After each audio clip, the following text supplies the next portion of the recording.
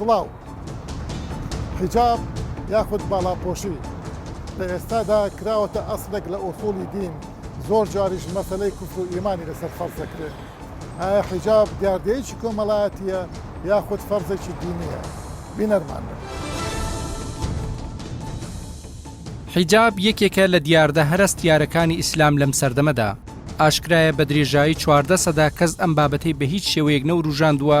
چونکە ڕۆحی ئاینی و تەویری دەقەکان پڕاوپڕبوون لەگەڵ کولتور و دابوونەریتی کۆمەڵایەتی بە تایبەتی سەبارەت بە ژنان دەتوانین بڵێن کۆمەلگای موسڵمان نشین زیاتر لە فەرمانە ئاینیەکانیش ڕەگەزی مینەی بەستبووە و پارێزگاری لێدەکرد شێوازی حیجاب و دەوری ژنان لە ژیانی کۆمەڵایەتی پێش سەردەمی نوێ وەک بەڵگەنەویستێکی ئاینی و کۆمەڵایەتی وەرگیراوە و هەرگیز بیر لەوە نەکراوەتەوە لە دەرەوەی ئەم فۆرمەدا شتێکی تر هەبێت و بیری لێ بکرێتەوە چونکە ئەم جۆرە پۆشاکە لەگەڵ تەواوی کۆمەلگای کشتیاری و شوانکارەی پێش سەردەمی پیشەسازیدا گونجاو بووە لەگەڵ شاڵاوی مۆدێرنە بۆ وڵاتانی ئیسلامی پرسی پۆشاکی ژنان و حیجاب دەکەوێتە بەرباس و مشتومڕ تەنانەت لە سەرەتای سەدەی 20دا وا دەردەکەوێت کە حیجاب دیاردەیەکی مێژووی بووە و کاتی بەسەر چۆ و چیتر ژنانی شارستانی پێویست ناکە حیجاب بپۆشن کەچی لەگەڵ سەرهەڵدانی شۆڕشی ئیسلامی ئێران و فەرزکردنی حیجابی بە زۆر لە وڵاتەدا و لەگەڵ هەڵکشانی دیاردەی ئیسلامی سیاسی هەروەها لەگەڵ سەرهەڵدانی سەلەفیەتی سعودی دەبینین دیسان دیاردەی حیجاب جارێکی تر دەگەڕێتەوە مەیدان و دواتر بە خێرایی لەناو کۆمەلگا موسڵمان نشینەکاندا بڵاو دەبێتەوە ئایا حیجاب و داپۆشینی ئافرەت بەو شێوازەی باس کراوە لە فقهی تەقلیدی و لای ئیسلامیەکانی ئەمڕۆ فەرزێکی ئاینیە یان تێکەڵەیەکی کولتوری و مێژوویە یان هەر بەڕاست خوددا فەرزی کردووە مێینە دەبێت بۆ ئەبەد ئەم جۆرە بەرگە بپۆشێت ئەی بۆچی هیچ سزایەک بۆ نەپۆشینی حیجاب دیاری نەکراوە لە قورئاندا حجاب بە معنای خوداپۆشینی ئافرەت غێری دەموچاو و دەست حەدیثێک هەیە کە باسی ئەسماءەکە ئەی ئەسما ئافرەت کە گەیشتە بلوغ بۆی نییە غێری دەست و دەموچاوی بەدەرەوە بێ بەڵام عولەمایانی سەلەفی هێن ئەم حەدیثەمان بووێنن تەضعیفیەکەن لەبەر ئەوەی کە بڵێن نیقاب واجبە ئەم حەدیثە ضعیفە دەزانی بە خۆی چەندین بەڵگە هەیە طبعا علەما لەبارەی حیجاب و نیقاب دوو گروهن من بەس باسی حیجابەکەم باش لە حیجاب ئەوەڵەن ئیتیفاق ینی کۆدەنجی هەیە لەسەر ئەوەی کە حیجاب لە بۆ ئافرەتان لەبین هەموو علەمایان ئیسلام کۆدەنجی هەیە لەبین هەموو فقەهایان کە حیجاب لە بۆ ئافرەتان واجبە باش یەک دوو دەربارەی ئەوەی کە نیقاب کە بریتەوەی کە دەست و چاودا پۆشرێ ئەوشیان وەکو حیجاب واجبەیاننا لەوە علەما بووینە دوو بەش جمهور یعنی کۆمەڵی مجتەهیدینی ئومەتی ئیسلام جمهور لەسەر ئەوەن کە دەست و چاو داخل نییە لە بۆ واجببوون نیقاب بکرێت باشە مامۆستا با بێمە سەر حیجاب دەربارەی ئەو فەرمودەیە کە جەنابەت دەفەرمووی هەر ئەو فەرمودەیەنە چەندین بەڵگەی تریان هەیە جمهوری فوقەها کە حیجاب لە بۆ ئافرەتان واجبە عادای چاو ینی دەم و چاو دەستیان نەبێت بەڵام مامۆستا من یان زۆر نەڵم من خەڵکی تر مەسەرەن لە مفەکرینی تازە ئەڵێن لە قورئانە کە باس لە خۆدا پۆشی نەکرێت باس لەسەر ناکرێت ئەڵێ جیوبتان داپۆشن جیوب بریتێ لە بینی مەمکەکان لە بنباڵەکان لەم شوێنانە بەڵام بەچی دایپۆشی تۆ سەرپۆشێک بەسەرەوە حاصل تەحصیل بۆ ئەتوانی دایپۆشی ئەڵێن ئەگەر بتوانانی ئەو جیوبانە بە غەیری سەرپۆش داپۆشی ئەو کاتە سەرپۆش واجب نییە تێگەیشتنیش سەقەتە بۆچی لەبەر ئەوەی ئەو تێگەیشتنە لە هەموو قورئانە باسی سەرداپۆشین دێ باش بەس کە باسی حیجاب دەکات مثلا لۆن منە بە خێزانەکان پێ ساسم دەفەرمێ وإذا سألتموهن فاسألوهن ئێوە بە خێزانەکانی پێغەمبەر باش ئەگەر بۆ خێزانەکانی پێغەمبەر واجبی خۆیان داپۆشن کە دایکی ماندارانن ئەو حیجابە لەویە بە معنای حیجابی دەزانم مەبەستم پەردەی ینی ئەلمیم خۆ شارنەوە باشە دوای ئەوایەتی خوا دەفەرمی يا أيها النبي قل لأزواجك ونساء المؤمنين يدنين عليهن من جلابيبهن باشا خو بصر ملدانان دواي أو آيات لواقعك دابز يعني لا آخر ما مثلا حكمتي آياتك خوي دواي باسية كا بوشي أو أخوان دابوش لبروي بو بارز قال لأفرتا ذلك أدنى أن يعرفنا فلا يؤذين يعني بو إلا كان يزجاب كرنا بس كنيزة يعني أما جوازيج طبقي غير يوش فلا يؤذين بو أزيتنا فلا يؤذين أزيت بس لبو كنيزان نية لبو قران شيء بو كسر شيء طمع سي كسر تساو شنو تساو بداية الشرف في ما حديثك أو حديث كان كاتون ألين لو كاتا كنيزك سوكبون كجنزو كروكا كالو صفات دس كاريانا كردن لرجع بوي أفرتا آزاد كان جاب كرنو لون خوان دا بوشن وهذا جوازيج طبقية أصلا يعني علاقة بالدين وفرض شلون باللوان اللي قرآن باس كذا ما دام يعني أجرشتك جابا قرآن باس كذا جواز طبقي قلنا قرآن باس كذا أقول قرآن باس كذا تبري أو دينية إنسان بي كافر اللي بحقها ما مسلم نعلم دينية مقصود يعني موضوعي حجاب هركسك غيرتي أو بكات بلد حجاب الإسلام دا واجبني بي لدين دردسي بالتأكيد لا علماء سواء لا علماء محمد شحرور مثلا كاش أواني لرجال عندهم باس وأناكم من دلهم مجتهدين إسلام ويك اعتبار بيدك علماء إسلام لتجيشني يعني أو خلقها مو بس قتل الدين جيش إلا شحرور ومحرور ونظام شيء شو هذا يترباسكم لهم حديث القرآن شاب قرأ يك عقوبة يبو لا بردني حجاب عقوبات الدنيوية يلا بس لقيامة ناكم يا عقوبات الدنيا خو أجر حرام يا فرض وانا أبو باش عقوبات الدنيا قيامتي قلت يعني دنيوي لا بس شريعتك بس شريعتك من باش ما يعني صد زلدا بوزاني راسي صد زلدا مثلا بقول بكو عقوبة صد زلدا أزيد ترى يعني لا أقول جهنم سوء كواتب يعني ما مثل كوابو بعقوبة زناش نبوا يا أخوة لقيامتها بسوتنا لا آخر بو تنظيف كردني وبو تنظيم كردني مجتمع أو حاجة دنيايا بس خدانا بوشيني أفراد زرر لبو خويتي فقط بس زنا مجتمع بفساد دبا لو دبي تنظيم كعقوبة لبو دابا كواتب أفراد أزاد أجر حجابنا كالكوم الجي مسلمانا بجوري آزاده لو خوي هالكذا فمن شاء فليؤمن من شاء فليكفر آزاده بخوي مسلمان بيان كافر به حجاب شكل هو بابتانا قلت حجابك بابا كفر إيمانا أنا حجاب أو حجاب صدينا دانا بوش نرجع شكو أو خلقي كيس أو أفرتاني بخوي آزاده يعني كاس ناتو عن زور دي بكاد عقوبة داندرا أو مسلمان بي بس ما مسجراو مزور حجاب عقوبينية حجاب لو إيمان أو مسلم رضا خويله بي أو يعني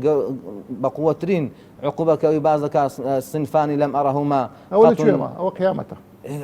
باشا ما بارمان بقيامته إما مسلماني أفرتاني إما مسلماني إما كدليل فرانش لا حرام ممكن للدنيا هيج بهايش نبي كدبزران دليل قيامتي حرامة خويلي ده بارزيت كباري بحياتي دنيا مان وقتية بس حياتي قيامت مان أبدية لو رادعي قيامتي للا إنسان إيمان دار بقوة للا رادعي دنياي يعني عذابي دنياي بل هو أشد وأبقى عذابي قيامتي برزت فقيه بيجويك وعزبت فقيه لقل دنيا مع ملاكة شريعة لقل دنيا مع ملاكة أو الدين معنا إيمانك يهتي لقل قيامته مع ملاكة من بس موديو اللي رويكم على هاتيه حجاب هيش عقوبة شيء لسنيه زنا لذي بياو كشتن عقوبة لسره كواتب من أمقسم من أمه حجاب اشتكني وكم مثلا رش تاشين نسات ورش بتاشين وكابراجي من رش بتاشين لكم الجيم مسلمان نشين كونك وكابراجي فاسق بو شهادة اللي ورن جيراو ونيه بس لسا هيجني يعني بس مو يا حجاب صار من شوية مجتهدين يعني فقهاء كاستنباط أحكام إذا كان بخوي أحكام شرعية سوى دجيرات لا قرآن لا حديث قرآن أجر بابتك هرشبك حكمي لو دجيرة حرامة أجر بابتك تشغل بك ضلين مثلا بس القرآن أربو حجابش إيمانية هرشمانية باشا بس قورترين أمرت هيك خدا أمر ببيغمبر دك صلى الله عليه وسلم بأخيزانتو بكشتو بأفرتان مسلمان بري بأخوان داب دنوا بأخوان ستر بكان أخوان داب بوشن أمر بأخيزان بيغمبر دك صلى الله عليه وسلم يعني حجاب شيء ويني موضوع كفر بري تاو إذا كافر بو دبي وايد بكري يعني كزنا كردبي أو عقوبة هبيت تنظيمي خلقي مجتمع كرا وتنظيفي أعراض وشرف وناموس أفرتاني مكرا بإخوان دا بوشن تساوي إنساني تساوي سنوك يعني إخوان خاصة تساوي فيس لە کاتێکدا لە بنەڕەتدا ئاەتی حیجاب پەیوەست بۆ بە خێزانەکانی پێغەمبەر و زیاتر مەبەست لێی پەردەی نێوان ئەوان و میوانەکان بووە بۆچی لە فقی ئیسلامیدا ئەمە بۆ هەموو ژنان درێژ کراوەتەوە لە بەرامبەردا ئەی بۆچی کەنیزەک و جاری حیجابی لەسەر فەرز نییە؟ ئایا ئەمە ئێستا لەگەڵ نەریتی کۆمەڵایەتیدا دەگونجێت؟ حجاب وەک جلوبەرك وەک کەلتورێک وەک فۆرمێک کە بۆ ئێمە هاتوۆتەوە ئایا پێت وایە حجاب بەم شێوەیە و بەم ستایلە فەرزێکی دینیە یاخود زیاتر لە کەلتورەوە نزیکە؟ بە ناوی خی گەورە هەرچەندە وشەی باڵاپۆشی لە پێشترەوەی لە وشەی حیجاب کە دەستاواژەیەکی قورئانیە کە بە جیلباب هاتووە بە پێی شریعەتی ئیسلام هەردوو ڕەگەزی نێر و مێ خی گەورە بەرگو پۆشاکی بۆ ناردوون یا بەنی ئادەمە قەد ئەنزەلنا عەلەیکم لیباسەن یواری سەوئاتیکم مەڕیشە بۆیە باڵاپۆشی هەم شمولی پیاوانەکە هەم شمولی ئافرەتانیشەکە بێشەرمبوون بە شێوازێک لە دەرخستنی جەستە یەکێکە لەو شانەی کە شریعەتی ئیسلامە پەروەردەی زۆری لەسەر کراوە کە مرۆڤەکان پارێزگاری بکەن لە ژیان و لە شان و شەوکەت و شکۆی خۆیان و بە جوانی خۆیان ڕابهێنن هەر بۆیە بەرگ و پۆشاک بەشێکە لە نیشانە و ئاماژەکانی ژیار و شارستانیەت بەم سەردەمە شەوانێ هەر کەسە و جلو بەرگ و پۆشاکێکی تایبەت بەخۆی هەیە پێی دەناسرێتەوە هەر لە زانە ئاینەکان بگرە هەتا پزیشکەکان هەتا وەکو پۆلیسی هاتوچۆ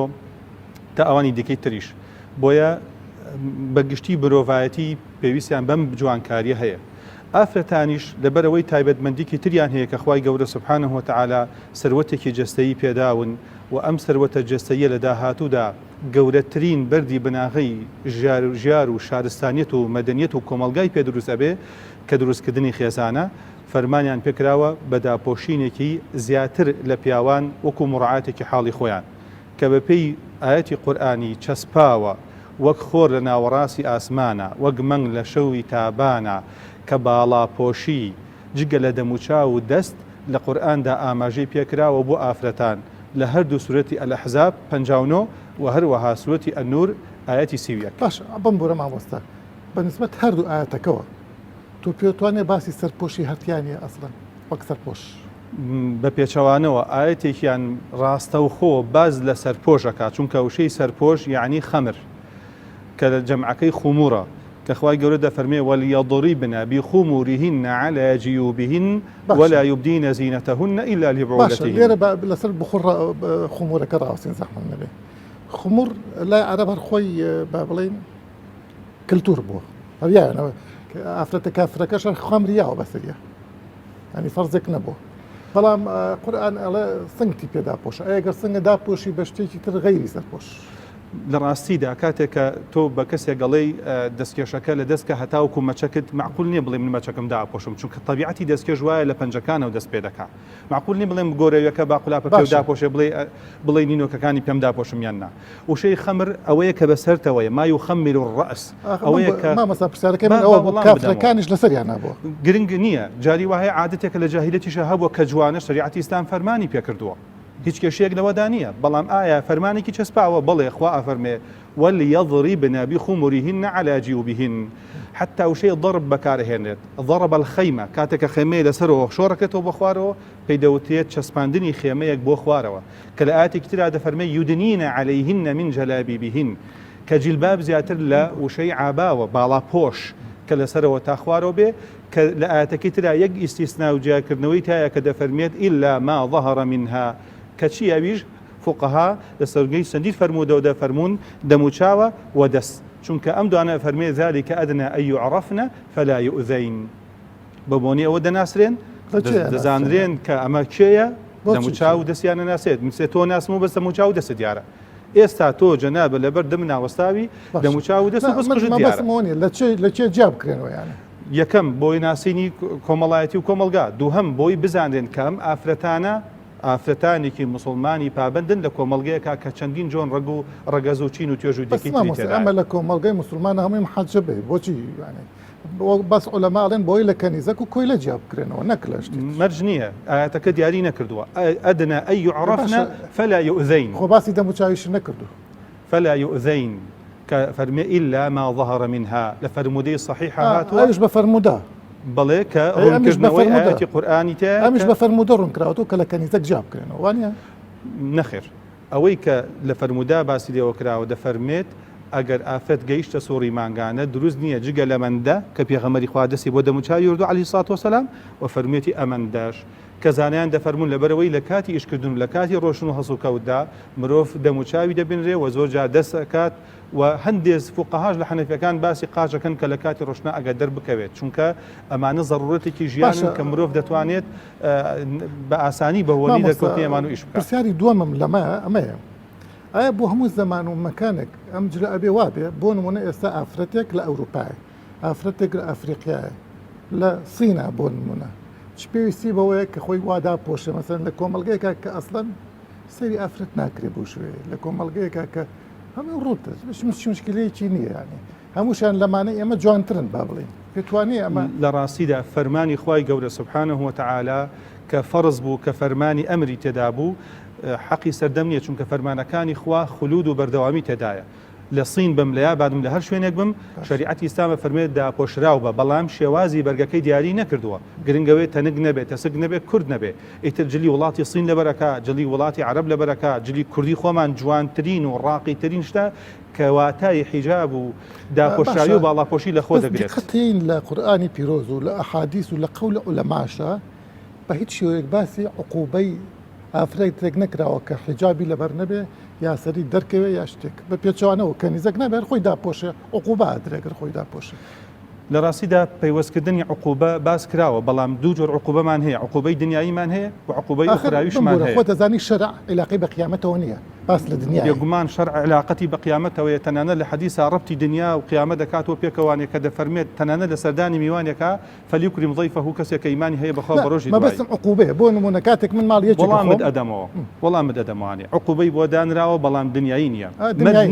مەرج نییە لە ئەحکامی شەریعەیە هەموو عقوبەکان دنیایی بن. ڕیبا یەکێکە لە گوناهە کەبیرەکان بە ئیتیفاقی زانایان کە خوای گەورە فەرمێ فەئذەنوا بحرب من الله ئێوە ئیعلانی جەنگ بکەن لەگەڵ خوا هەچ کەسێ ڕیبا بخوا لەگەڵەوەش عقوبەیەکی چەسپانی بۆ دانراوە لاچک بەسەرکردن و باڵاپۆشکردنیش فەرمانێکی ئیلاهیە سزای قیامەتی لەسەرە چونکە ومن يعصي الله ورسوله فقد ضل ضلالا مبينا. با من پرسیارێکەوە بکەم ئافرەتێک لە کۆمەڵگەیەکی موسڵمانە بەسەری ڕوتەوە چێتە دەرەوە تۆ چی لێکیت؟ ئێمە ئامۆژگاری دەکەین بیری دنیا و قیامەتی دەکەینەوانێ ئەگەر نەیکردەوە سزایەکی قیامەتیە چاوەڕی دەکات ئەگەر تۆ بۆ بکە خوالی خۆشە بێ وەگەر نابێت سزای خۆی دەکەوێت. لە شریعەت هیچی لێ ناکرێت تەکفیر ناکرێت لە شریعەتی ئیسلامە هەرگیز بە بۆنەی گوناهەوە تەکفیر ناکرێت هەمومان ینی ئیتفاقی هەموو زانایانی ئەم ئومەتەیە. پەیوەندی هەستیاری نێوان نێر و مێ چۆن لە جۆری جلوبەرگدا ڕەنگ دەداتەوە ئەمە چۆن لە شریعەتدا خۆی دەرخستووە و ئایا لە ئیسلامدا هیچ ستایلێکی پۆشاک فەرزکراوە ئازادی لە بەرکردنی جلوبەرگ دەکەوێتە کوێی ئاینی ئیسلام و جەختکردن لەسەر یەک شێوازی پۆشاک چەندە پەیوەستە بە حیزبایەتی و سیاسەتەوە. باسی ئەومان کرد لە ئەڵقەی پێشەوە کە لەو کۆمەڵگەیەکی وەکو کۆمەڵگەی ئەوروپیا حجاب چ پێویستەکە وەک ئەم جلەی ئێستا ناو ئێمە هەمانە ئەگەر حجاب بۆ ئەوە بێت کە ئافرەت تووشی مشکلە نەبێ پیاویش تووشی فتنە نەبێ. کاک سۆڕان بەپێی سایکۆلۆژی و دەروونناسی ناتوانین بڵێن هیچ پیاوێک لە کۆمەڵگایەکە جەستەی ئافرەت مای سەرنجڕاکێشان نیە بووی بەپێی سایکۆلۆژی و دەرونی کە خۆی گەورە ئینسانی خۆی دروست کردووە ئێناسێ و هەموو سایکۆلۆژی ئێستا هەموو مۆدیلاتەکانی جلوبەرگی ئافرەت فاشنەکان دیراسەیەکی سایکۆلۆژی بۆ ئەکرێت چۆن جەزاب و جەزب و سەرنجڕاکێش بێت کەواتە جەستەی ئافرەت و شکلی ئافرەت بۆ ڕەگەزی بەرامبەر مای سەرنجڕاکێشانە بۆ پیاو مای سەرنجڕاکێش بۆ پیاو مای سەرنجڕاکێشانە بەڵام لە کۆمەڵگەیەک بۆ کۆمەڵگەیەکی تر فەرقەکە بەس ئێمە ناتوانین بڵێن لە کۆمەڵگەیەکی ئەوروپیا لەبەر ئەوەی پیاو بە ئازادی ئەگات بە ئافرەت و ئافرەت و پیاو سنوورێک نییە لە بەردەمیانە لەبەرەوەی ئازاد ئەتوانن پێکەوە ببنەوە بۆ کۆمەڵگەیەکی نەریتیدا خراو کە مەسەلەن یان کۆمەڵگەیەکی نەریتیەکان یا کۆمەڵگە ئاینیەکان کە ئەبێت مەسەلەن پیاو نەزەر نەکاژن و پیاو تێکەڵ نەبن بەم شێوازە ناکرێ ئێمە بین ئەم فتوایە لابین بڵێن لە ئەوروپا پێویست بە حیجاب ناکا بەڵام ئەکرێ بڵێن فەرق ئەکا لە تێڕوانینی پیاو بۆ جەستەی ئافرەت و فەرق ئەکا لەوەی کە ئافرەتێک بۆ نمونە مەسەلە من ئەو جلەی لە ئەوروپا ڕەنگە لە بەرم کردبێ لە کۆمەڵگەی کوردیا ڕەنگە مەسەن بەڵام ناڵم ئەگەر ڕوود بوو بم فەرقەکە حیجاب نابێ بە کۆمەڵگە جیاوازی یوسف قەرزایم لە خەیاڵدا ئێستا بۆ تورکیا و بۆ ئەوروپا و بۆ تونسیش ئەوەی بێتە خاڵم ئەو تەلەبانە کە ئەچوونە مەکتب طبعا نەبوو بە حجابەوە بچن فتوای ئەیە کە بەبێ حجاب بچنە مەکتب باشە ئەگەر حجاب ئەوە نەمهمە چۆن دیراسە مهمترە لە حجاب باشە تو ئەکرێ بڵێ نوێژ مەکە لەبەرەوەی حکوومەت دەڵێ نوێژ منیش مەکە دەگەڵتام لەبەرەوەی کاکسۆران لە ناو قورئانە دەقی سەریح نییە فەرزی حیجابی کردوێت دەقی سەریحیش نییە عقوبەی حجاب و یابێ یا مەسەلەن سزای بۆ دانابێ بەڵام شتێک حکومێک دانراوە ئەم حکومە ئەتکرێ خوێندنەوەی جیاوازی بۆ بکرێ منیش ئەڵێم ئەگەر بڕیار بێ حیجاب نەکردن حرام بێت و ئەبێ ئەگەر بڕیار بێ حیجاب نەکردن کوفر بێت و ئەگەر بڕیار بێ کە قەتعی بڕابێتەوە تۆ نابێ بۆ هیچ شێوە تەنازولی لێ بکەیت من ئەبێم نابێ بۆ شێوە تەنازولی لێ بکەیت بەڵام لە بەرامبەر ئەوەشە من وەک خۆم کە ئێستا حیجابم و باڵا پۆشم یەک قسەژەکەم لەسەر سایکۆلۆژی تاکی کۆمەڵگەی کوردی بە بچمە دوای ئەوە هەرگیز ئەو قەناعەتە ناچمە سەر ئەوەی کە بڵێم حیجاب نەپۆشین ئاسایی بێت بە پێی دین ئەڵێم ئللا بە پێی دین خوای گەورە کۆمەڵە شوێنی لە ئافرەتا داناوە کە ئەبێ داپۆشێ بەس من نازانم کوێنە ئەو شوێنانە لە قورئانە دیاری کراوە بەڵام کاکسۆران یەک شکەین تازە حیجاب بۆتە شوناس و اعتیقادی مسلمانانی عالم جیهان تۆ ناکرێت لە اعتیقادی و خەڵکان دوو هەم بمبورە دوشت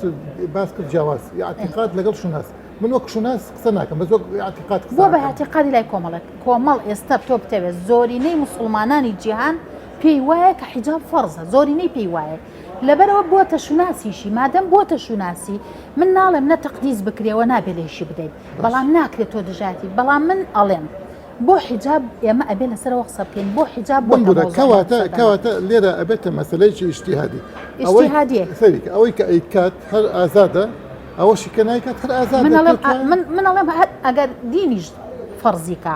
خوای گەورەش فەرمێ لا ئیکراهە فی الدین ئەگەر دینیش فەرزی کرد مسلمانە و ملتەزیمە نوێژەکە و ڕۆژۆژەکرێ و حیجابیش ناکە ئاساییە ئازادە شتێکە پەیوەندی بینی خۆ خۆی گەورەیە من ئازادی مطلقی ڕەوا ئەبینم بۆ ئەو کەسەی کە هەموو گیانی داپۆشێ ئازادی مطلقیش بۆ کەسە ڕەوا بینم کە ئازادە هەموو گیانیشی دەرخا مرۆڤ ئازادە خۆی گەورە خۆی بە ئازادی درستی کردی من باس لە مسلمانەکەم مسلمانێکە ئیمانی وانەیە کە سەر داپۆشین واجبە چونکە ئەو ئاەتانش کە هێت ئەڵێ